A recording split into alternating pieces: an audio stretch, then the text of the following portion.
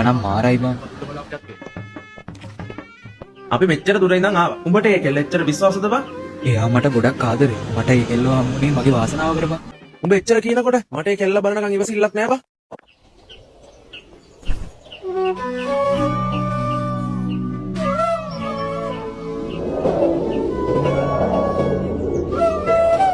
මේ ඉන්නේ එයා. හෙලෝ නංගි. මෙයා හැම වෙලාවෙම ඔයා ගැන තමයි කියනවා. එයාට කතා කරන්න බෑ බං.